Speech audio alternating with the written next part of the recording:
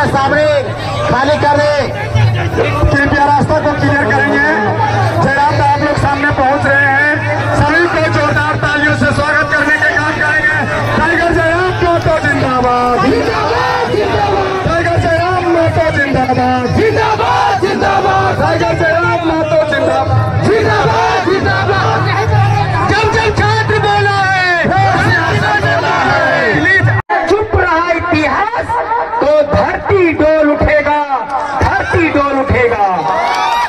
अरे लोहा जितना तपता है उतना ही ताकत भरता है, सोने को जितनी आग लगे उतना ही प्रखर निकलता है, हीरे को जितनी धार लगे उतना ही खून चमकता है, मिट्टी के बर्तन पकता है तब वह दिल पर खूब खनकता है। अरे सूरज जैसा बनना है तो सूरज जैसा जलना होगा, नदियां जैसा अगर पाना है तो पर्वत छोड़ निकलना होगा। अरे हम आदम के बेटे हैं, क्यों सोचे राज सरल होगा, कुछ वक्त अधिक लगेगा पर हर संघर्ष सफल होगा, हर संघर्ष सफल होगा। मेरी माँ, मेरे भाई, जन्म के लिए माँ चाहिए, राखी बांधने के लिए बहन चाहिए, प्यार लुटाने के लिए दादी चाहिए, मौसी चाहिए, नानी चाहिए, जिंदगी को सुख देने के लिए एक सुंदर पत्नी चाहिए। मैं तो कहता हूँ झारखंडियों, झारखंड को यदि बचाना है तो हर घर में जराम चाहिए, हर घर में जराम चाहिए। अरे मांगो अपनी हक हकदार की तरह, मांगो अपनी हक हकदार की तरह, और यदि हक ना दे तो छीन लो हिस्सेदार की तरह, छीन लो हिस्सेदार। Tiger tiger tiger tiger tiger tiger tiger tiger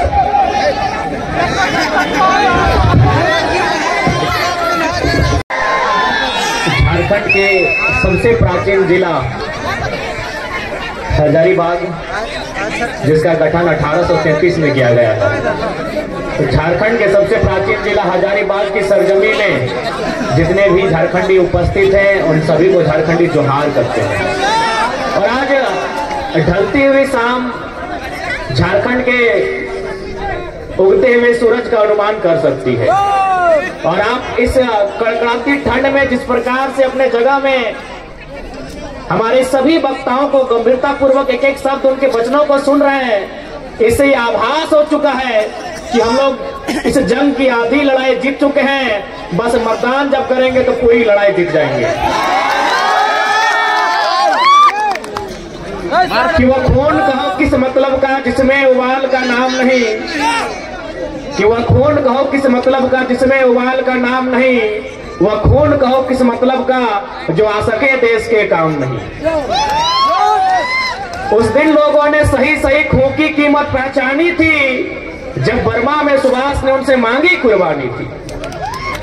बोले स्वतंत्रता की खातिर बलिदान तुम्हें करना होगा, बहुत जी चुके हो जग में तुम्हें मरना होगा। आजादी के चरणों में जो जयमाल चढ़ाई जाएगी, सुनो तुम्हारे शीशों के फूलों से गुथी जाएगी। यह आजादी का संग्राम भला पैसों पर खेला जाता है, यह शीश कटाने का सौदा नंगे सर झेला जाता है। आज चूंकि आज जननायक कर्पूरी ठाकुर जी की जयंती है, जैसा हमारे संजय दा बता रहे थे, उस जननायक को नमन करते हैं और नेताजी की पंक्तियों को रखा कि कल नेताजी की जयंती थी। और एक दिन पहले इस देश में आस्था के विषय, करोड़ों लोगों की आस्था के विषय राम अयोध्या में विराजित हुए। चूंकि देश में एक माहौल, एक गीत बना, राम आएंगे, हम तो कहेंगे राम के साथ भगत सिंह भी आए, डॉक्टर अंबेडकर भी आए, APJ अब्दुल कलाम भी आए, महात्मा गांधी भी आए, सरदार पटेल भी आए, चंद्रशेखर आजाद भी आए, अशफाक अली खां भी आए। लेकिन चूंकि हम लोग पढ़े लिखे लोग हैं, हमें प्रैक्टिकली और लॉजिकली बात करनी चाहिए। बिल्कुल राम आए, बाकी जितने महापुरुष है वो भी आए, लेकिन क्या वो शरीर से आएंगे? हम पढ़े लिखे लोग हैं, प्रैक्टिकली बात कीजिए, हम लोग लॉजिकली बात कीजिए, इमोशनली नहीं। क्या जो महापुरुष चाहे कोई रहे, राम रहे, कृष्ण रहे, गांधी रहे, कलाम रहे, जिन्होंने अपने शरीर को त्यागा है, वो शरीर के रूप में आएंगे? क्या वो बोलते हुए आएंगे? क्या वो खाते हुए, नाचते हुए, गाते हुए आएंगे? नहीं, वो विचार के रूप में आएंगे। अतः राम का स्वागत है विचारों के रूप में, गांधी का भी स्वागत है विचारों के रूप में, कलाम का भी स्वागत है विचारों के रूप में, फिर शरीर के रूप में कोई नहीं आएंगे। ये प्रैक्टिकली आपको समझना होगा। यानी हम स्वागत करते हैं, राम आएंगे, स्वागत करते हैं। अब आप कहेंगे कि अब तक हमने कभी सभाओं में इसका जिक्र नहीं किया, आज क्यों नहीं? इसलिए कि कुछ दिन बाद हजारीबाग के सांसद राम जी के नाम पर वोट करेंगे, राम जी के नाम पर वोट मांगेंगे। एक बात बताइए, राम का मतलब क्या होता है? राम का मतलब होता है त्याग। राम का मतलब होता है पिता के वचन के लिए राजपाट का त्याग। और ये जयंत सिन्हा जब राम के नाम से वोट मांगेंगे, आपको थोड़ा सवाल करना चाहिए, जिसके पास 50,000 करोड़ की संपत्ति है, तो किस मुख से राम के नाम से वोट मांगेंगे? उनसे पूछेगा कि राम का मतलब क्या है भाई, राम का आदर्श क्या है, राम का चरित्र क्या है, राम का आचरण क्या है, उनसे पूछिएगा। आज लगभग 62 विदेशी कंपनियों में उनका सीधा शेयर है, और ये व्यक्ति राम के नाम से मतदान करेंगे, राम मतदान दे देंगे। 62 कंपनियों में जो हजारीबाग के सांसद हैं, उनका 62 कंपनियों में सीधा शेयर है विदेश में। वो तो आप जानेंगे कि परसेंटेज कितना है, लेकिन मुझे जहां तक जानकारी है 62 कंपनियों में इन ढोंगियों का, इन पाखंडियों का सीधा शेयर है। यदि राम जी के पास 50,000 करोड़ की संपत्ति होती तो वो क्या करते? अरे वो बिशुनगढ़ के 45 मजदूरों को सऊदी अरब में नहीं छोड़ते, वो बिशुनगढ़ के 45 मजदूरों को सऊदी अरब में नहीं छोड़ते जो टॉयलेट का पानी पी रहे हैं। वो बड़का गांव के लोगों में कर्फ्यू का माहौल नहीं उत्पन्न करते, जो है अडानी प्राइवेट लिमिटेड कंपनी जमीन अधिग्रहण के लिए वहां इस प्रकार से पुलिस प्रशासन भरी है जैसे वो तालिबान लगता है। और कल ये शख्स आएंगे और ये भावनाओं के नाम पर, आस्थाओं के नाम पर मत लेने का काम करेंगे। तो क्या राम का चित्र ऐसा ही था जैसा जयंत सिन्हा का है? इसलिए आज राम यानी विचार, राम यानी आचरण, राम यानी आदर्श, राम यानी कर्तव्य। एक भी लक्षण वर्तमान जो सांसद है, क्योंकि यहाँ सबसे ज्यादा हिंदू मुस्लिम के नाम से मतदान होता है, एक भी लक्षण राम का इनमें नहीं दिखता है। ये तो ऐसे लोग हैं जिनके कारण एक और हमारे राज्य में भुखमरी है, हमारे राज्य में गरीबी है, पलायन है, विस्थापन है। और आपको जानकारी होना चाहिए, पूरे झारखंड में सबसे ज्यादा अगर विस्थापन कहीं है तो हजारीबाग जिला, हजारीबाग लोकसभा के बिशुनगढ़ प्रखंड में। इसलिए मैं आपसे यही कहना चाहूंगा कि जब मत की बारी आए, ऐसे व्यक्ति को चुनिएगा जो आपकी बातों को दिल्ली में रख सके, जो आपकी बातों को दिल्ली को मजबूत कर सके, जो आपकी लड़ाई को लड़ सके। एक बात सभी जानते हैं, चाहे मीडिया के कर्मी हो या प्रशासन के लोग हो या सरकारी कर्मचारी हो, हर कोई यहाँ अपने इस जीवन में चाहता है कुछ संपत्ति का अर्जन करके चले जाएं। लेकिन आपको जानकारी होनी चाहिए, आज जिस प्रकार से झारखंड का माहौल बना है, कहीं सड़क चौड़ीकरण के नाम पे, कहीं डैम के नाम में, कहीं तालाब के नाम में, कहीं माइंस के नाम में, कहीं फैक्ट्री स्थापित करने के नाम में हमारी जमीनें कोड़ी के भाव ले रहे हैं। यदि आज हमारे पास दिल्ली में शख्स नहीं होगा जो हमारे लिए लड़ सके, तो आने वाले दिन ऐसा होगा कि झारखंड एक खंडहर के रूप में होगा, हम और आप केवल तमाशा देखेंगे। मैं आपके माननीय सांसद के करतूत सुनाता हूँ। करतूत और कारनामा में फर्क होता है, जैसे क्लेवर और कनिंग होने में फर्क होता है। दोनों का मतलब चालाक होता है, लेकिन एक का मतलब धूर्त होता है। तो मैं इनके करतूत आपको सुना रहा हूं। आपके जो यशस्वी नरेंद्र मोदी जी के नाम पर ये वोट लेंगे, माननीय जयंत सिन्हा, इनका बाप भी सांसद रह चुके हैं, अपना बेटा को बनाने की तैयारी में है। राजरप्पा में प्रोजेक्ट आया था। आज समझिए कि किस प्रकार झारखंड को खोखला किया जा रहा है, किस प्रकार हमारी बुनियादी ढांचे को बर्बाद किया जा रहा है, किस प्रकार हमारे रोजी रोजगार को प्रदेशों के हाथों बेचा जा रहा है। वहां एक प्रोजेक्ट आया था, चूंकि सांसद हैं, दिल्ली से टीम आई थी, तो सांसद की एक कुर्सी लगी हुई थी। सांसद महोदय कुर्सी में बैठते हैं, अंदर जो दिल्ली की टीम आई थी, 5 सदस्य या 7 सदस्य टीम थी, उनसे पूछा सांसद महोदय ने, यशस्वी सांसद, आपके लोकप्रिय सांसद, आपके धर्मात्मा सांसद, अब भाई राम के नाम से वोट मांगते हो, धर्मात्मा ही होंगे, और आपने दिया है। इस धर्मात्मा सांसद ने पूछा कि ये प्रोजेक्ट कितने में कंप्लीट हो सकता है? बोला सर हार्डली 15 से 20 करोड़ में पूरा हो जाएगा। इस धर्मात्मा, आपके लिए धर्मात्मा, हमारे लिए कहीं ना कहीं ये मानव के रूप में छुपे दानव है। इसने कहा इसको 250 करोड़ बनाइए। आप पता कर लीजिएगा, राजनिप्पा प्रोजेक्ट, वहां 15 करोड़ में ये योजना थी, इन्होंने कहा इसको 250 करोड़ बनाइए। यानी जो योजना 15 करोड़ में हो सकती थी, 250 करोड़ किसके लिए? अपन जेबर डालना है, अपने लिए, अपनी पत्नी के लिए, अपनी साली के लिए, अपनी सरहद के लिए।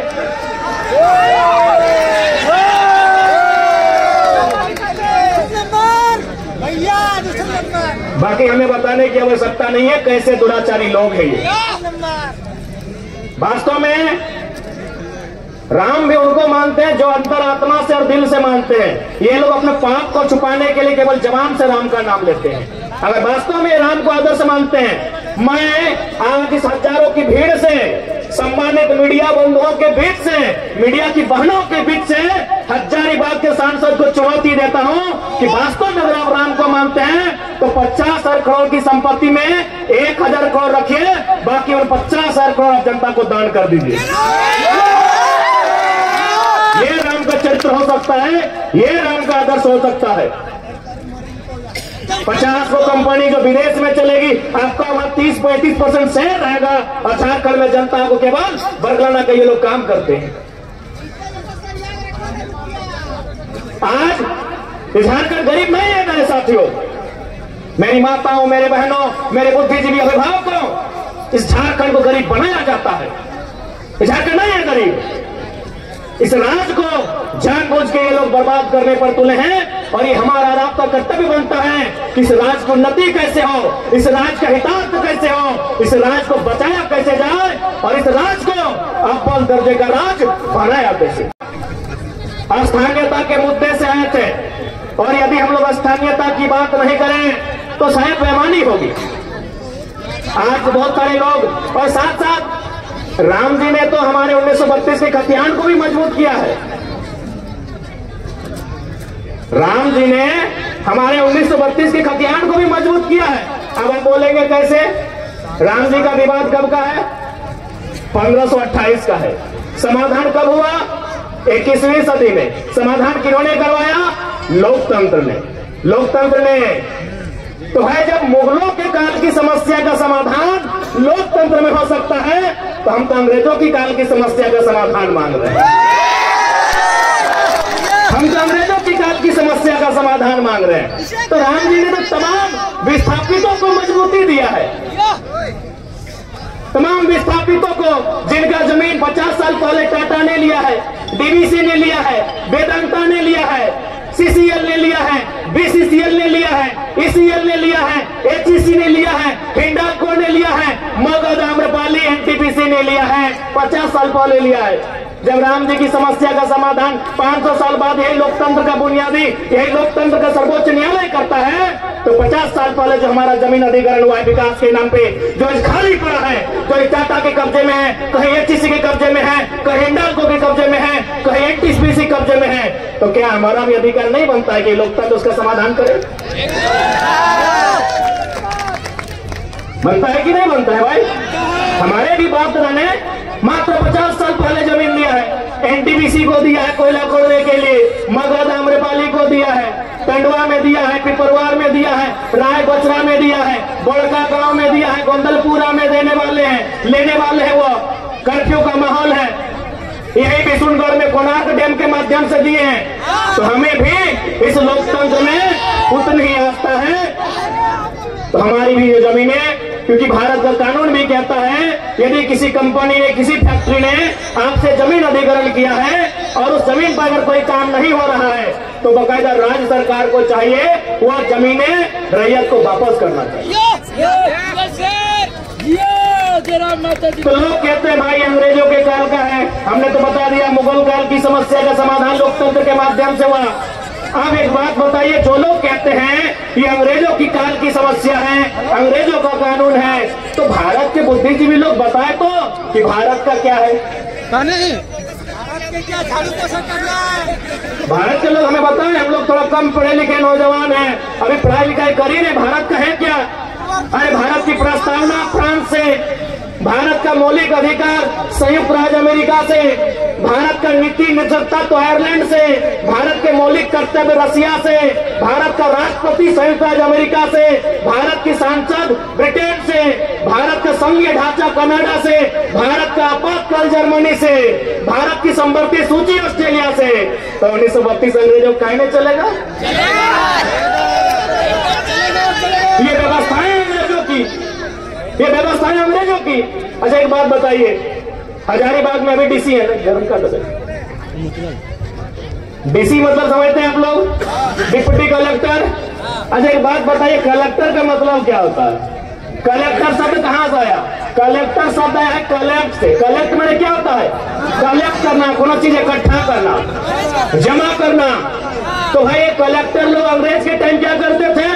कलेक्ट करते थे, व्यापारियों से, किसानों से लगान कलेक्ट करते थे, खजाना कलेक्ट करते थे, इसीलिए इन्हें कलेक्टर की उपाधि दी गई थी। अब क्या हुआ, एक प्रमंडल चूंकि हजारीबाग में है, वहां आता है डिविजनल कमिश्नर। डिविजनल कमिश्नर समझते हैं ना, यानी प्रमंडल के आयुक्त। कमिश्नर का मतलब क्या होता है? यानी कलेक्टर जो पैसा, जो खजाना, जो धान चार सोना चांदी कलेक्ट करके ले जाते थे, उस पैसे को सुरक्षित अंग्रेजों तक, ब्रिटेन तक कमीशन लेके जो पहुंचाता था उसे कमिश्नर कहते थे। कमीशन कहां से आया? कमिश्नर शब्द कमीशन से आया है। तो भाई अंग्रेजों का कलेक्टर चल रहा है, अंग्रेजों का कमिश्नर चल रहा है, तो 1932 के खातियान काहे नहीं चलेगा? काहे नहीं चलेगा? अभी बताइए, क्या हमारी लड़ाई गलत है? ये हमारी मांग गलत है? जी नहीं, बस हमारे लोगों को जानबूझकर कमजोर बना के रखा गया है, क्योंकि सारा समस्या है यहाँ की खनिज। यहाँ के कण कण में खनिज है, यहाँ के पहाड़ में, यहाँ के पर्वत में, यहाँ के पठार में, यहाँ के जंगल में, यहाँ के नदी में। नदी में नहीं समझे क्या?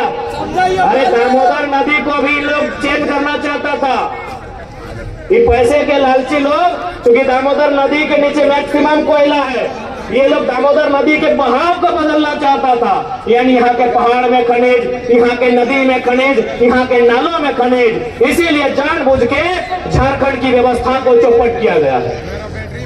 अब आप कहेंगे कैसे? क्योंकि हजारीबाग को मैंने अक्सर कहा है, ये एजुकेशन हब है, शैक्षणिक राजधानी है। अगर रांची राजधानी, दुमका उपराजधानी, कोडरमा जमशेदपुर स्टील राजधानी, तो हजारीबाग शैक्षणिक राजधानी है। अब कैसे व्यवस्था को यहाँ का नेस्तनाबूद किया गया है सुनिए। हम 2011 बैच के इंटर ऑफ साइंस के स्टूडेंट हैं। हो सके कोई 12 वाले होंगे, कोई 13 वाले होंगे, कोई 10 वाले होंगे, कोई 9 वाले होंगे। ईमानदारी से बताइए, उस समय इंटर का रिजल्ट क्या होता था? खासकर इंटर ऑफ साइंस का बताइए। मैं बता रहा हूं 2011 में 28%। गंभीरता पूर्वक सुनिएगा कि कैसे है एक सिस्टम काम कर रहा है, तो झारखंड को दिन प्रतिदिन खोखला कर रहा है।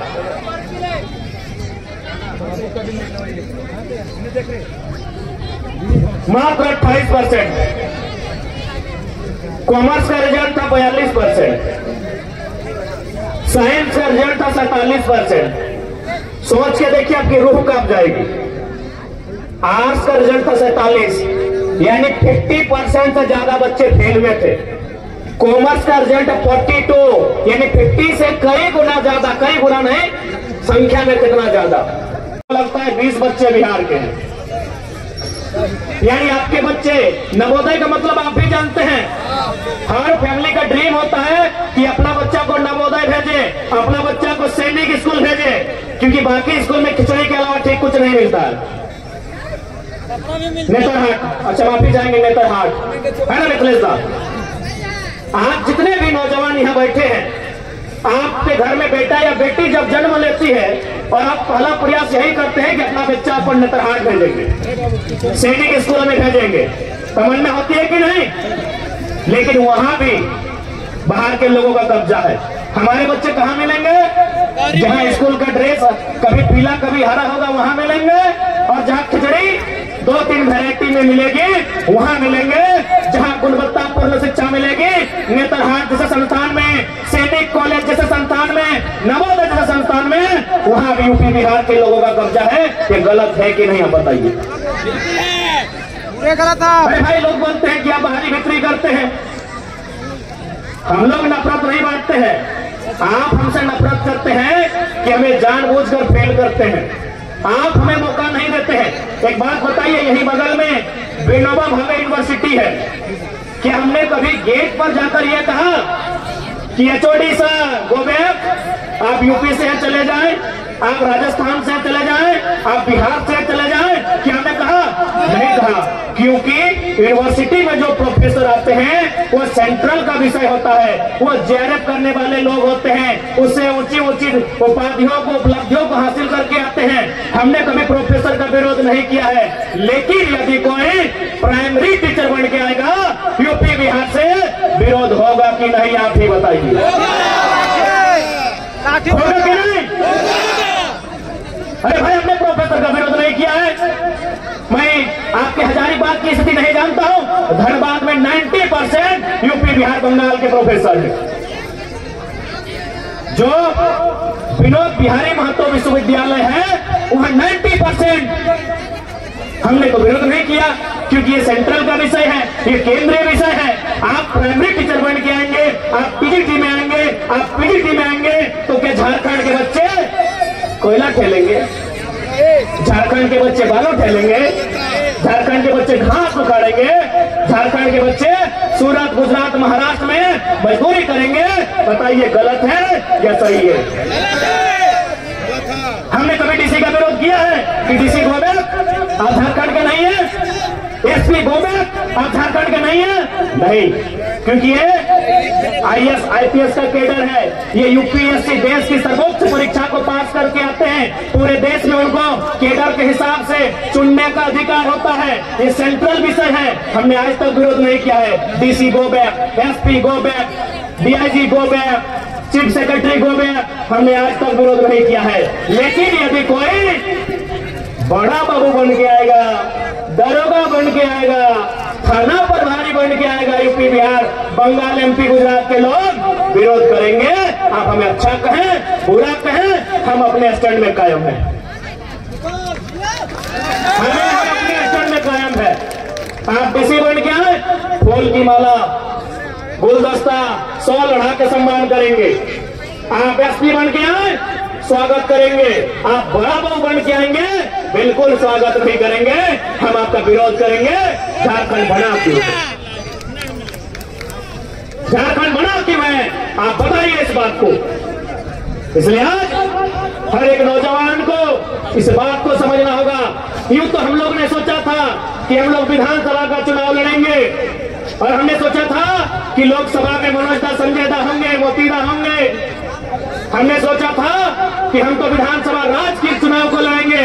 लेकिन हम ये भी सोचते हैं कि जब लोकसभा का चुनाव होगा, जब एक तरफ नरेंद्र मोदी की प्रचार होगी, एक तरफ राहुल गांधी का रैलियां होंगी, एक तरफ हमारे हेमंत बाबू, बाबूलाल जी, सुदेश जी की रैलियां होंगी, हमारे कार्यकर्ता निराश हो जाएंगे। तो उन अपने निराश सेनाओं को मजबूती देने के लिए, उन्हें हिम्मत देने के लिए उनका सेनापति लोकसभा के मैदान में होगा।